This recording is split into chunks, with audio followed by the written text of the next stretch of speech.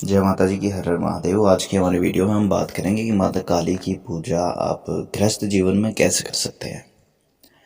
देखिए, सबसे पहले हमें माता काली को समझना पड़ेगा। लोग इनको एक दायरे में बांध देते हैं। कोई कहता है कि ये केवल तामसिक देवी है, कोई कहता है कि इनकी पूजा केवल शमशान में होती है, कोई कहता है कि केवल ब्रह्मचारी या कोई कुंवारा व्यक्ति हो तो ही कर सकता है, गृहस्थ व्यक्ति नहीं कर सकता। इनकी मूर्ति केवल आप मंदिर में रख सकते हैं, घर में नहीं रख सकते। ये सब जो बातें हैं ना, ये व्यक्ति की मानसिक बुद्धि, उसकी जो क्षमता है, जब वो बंधी हो, केवल वो तब ही ऐसे विचार कर पाता है। बाकी माता काली एक ऐसी शक्ति है जो हर जगह व्याप्त है। वो आप कहाँ से, आपको लगता है आप माता काली की मूर्ति अगर अपने घर में नहीं रखेंगे तो आपके घर में काली नहीं है? आपके घर में घड़ी है ना, वो चल रही है ना, वो काल है ना, वहां पर काली है। ठीक है, आप इस धरती पर बैठे हैं ना, एक भी ऐसा कोना नहीं है जहां पर काली नहीं है, हर जगह पर है। लेकिन आप उसके मार्ग पर चल रहे हैं या नहीं चल रहे, ये चीज डिफाइन करती है कि आप पूजा उनकी कर रहे हैं या नहीं कर रहे।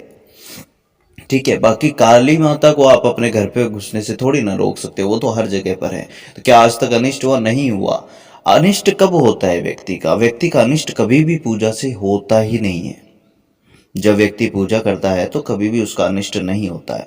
दरअसल होता क्या है कि जैसे कि कुएं के मेंढक वाली बात है कि एक मेंढक अगर बाहर निकलने की कोशिश करता है, बाकी सारे पकड़ के उसके पैर खींचते हैं, तो वो एक कोई अच्छा कर्म करने लगता है ना, तो बाकी उसके जो बुरे कर्म होते हैं पहले के या इस जन्म में कमाए हुए, वो उसका पैर खींचने लगते हैं, उसको वापस घसीटने लगते हैं। तो थोड़ी समस्याओं का उसको सामना करना पड़ता है, थोड़ा विरोधाभास उसके जीवन में आ जाता है। तो उसको ये लगता है कि ये सब पूजा के कारण हुआ है। नहीं, ये पूजा के कारण नहीं हुआ है, ये तुम्हारे ही कर्म थे।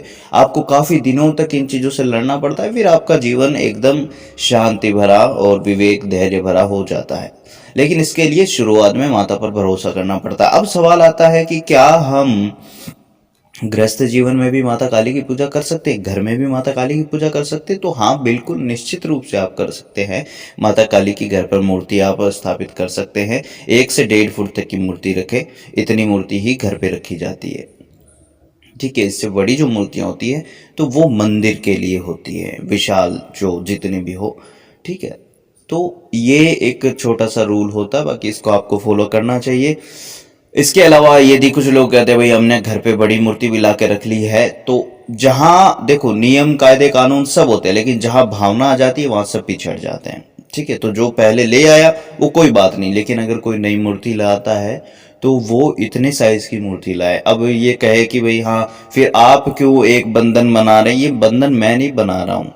जब आप उस मूर्ति के साथ में किसी भी प्रकार की क्रिया करेंगे, माता के साथ में किसी भी प्रकार की क्रिया करेंगे, उनको नहलाना धुलाना, तो वो आपके लिए बहुत इजी पड़ेगा। ठीक है, हर चीज आपके लिए बहुत इजी पड़ेगी, इसलिए मैं आपको ये चीज कह रहा हूँ। अब हम आगे बात करते हैं कि माता काली की यदि पूजा गृहस्थ में करें तो हमें क्या क्या पूजा करनी चाहिए। तो सबसे पहले मैं आपको बताता हूँ माता काली का चालीसा। ठीक है, माँ काली का चालीसा आपको पढ़ना चाहिए। माता काली का अष्टक, ठीक है, काली का अष्टक जिसको बोलते हैं, वो पढ़ना चाहिए। माता काली की आरती आप पढ़ लीजिए। ठीक, ये 3 चीजें आप पढ़ लीजिए। इसके अलावा दुर्गा सप्तशती में से अर्गला स्तोत्र पढ़ लीजिए, ये भी माता काली की प्रसन्नता के लिए होता है।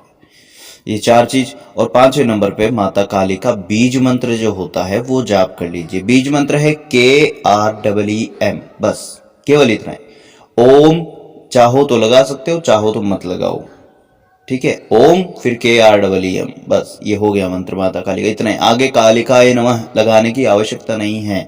वो काली कुल का मंत्र है, माता काली का बीज मंत्र नहीं है। काली कुल में बहुत सी शक्तियां होती है। कुछ लोग जाने अनजाने बस इस मंत्र का जाप करने लग जाते हैं बिना किसी से पूछे, तो फिर काली के कुल से जुड़ी हुई जितनी भी शक्तियां होती है सबका आवाहन होता है, तो वहां पर थोड़ी समस्या आ जाती है। इसलिए मैं मना करता हूँ। एक सहस जो माता काली का शतनाम स्तोत्र है वो पढ़ना चाहिए। सहस्र नाम स्तोत्र जो है उसके लिए मैं नहीं कहता हूं, क्योंकि सहस्र नाम जब भी आप किसी का नाम पुकार रहे हैं यानी कि आप उसका आवाहन कर रहे हैं, तो माता काली का जो सहस्र नाम स्तोत्र है वो यदि तांत्रिक अघोरी ये सब करें तो ठीक है। एक ग्रस्त व्यक्ति को केवल शतनाम स्तोत्र ही पढ़ना चाहिए, क्योंकि शतनाम स्तोत्र जो होता है उसमें माता काली के दैविक नाम आते हैं, ठीक है।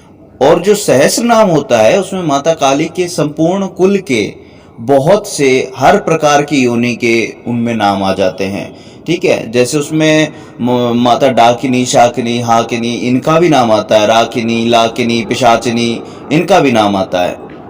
तो ये सब भी आप कहीं गलती से इनका भी आवाहन कर लेते हैं, और वो सब जब आते हैं तो उनकी ऊर्जा से आपके घर में अगर कोई बच्चा है छोटा तो वो बीमार हो सकता है, ठीक है। उसको बुखार वगैरह रह सकता है इस प्रकार का, या कोई बूढ़ा है तो उसको बुखार वापस चढ़ जाएगा इस प्रकार, क्योंकि उनकी ऊर्जा इस प्रकार की है। ये नहीं कहता कि वो आकर के हानि पहुंचाते हैं, लेकिन उनकी ऊर्जा जो बनाई गई है ना वो इसी प्रकार की है कि वो शमशान में ही रहें, ठीक है।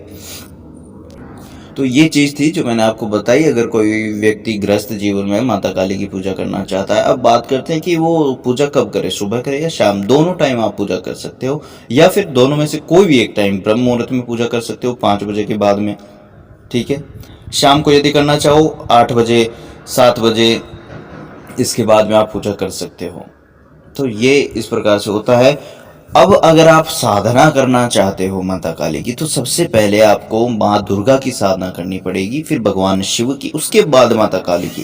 क्योंकि माता काली की पूजा अर्चना करते इसमें बहुत अधिक मात्रा में आपको ऊर्जा प्राप्त होती है, और व्यक्ति का शरीर उसको संभालने के योग्य नहीं होता, उसको स्वप्न दोष होना शुरू हो जाता है। या कुछ लोग कहते हैं हमें क्रोध आने लग गया, माता काली की पूजा से क्रोध आने लग गया। वो क्रोध माता काली की पूजा के कारण नहीं आ रहा है, वो इसलिए आ रहा है कि तुम अभी उस लायक नहीं हो। पहले उस लायक बनो, उसके बाद में पूजा करो, ठीक है। तो बस यही सारी बातें हैं। तो आगे आशा करता हूँ आपको ये वीडियो पसंद आई होगी। इसको ज़्यादा से ज़्यादा लाइक शेयर करें और चैनल को सब्सक्राइब करें।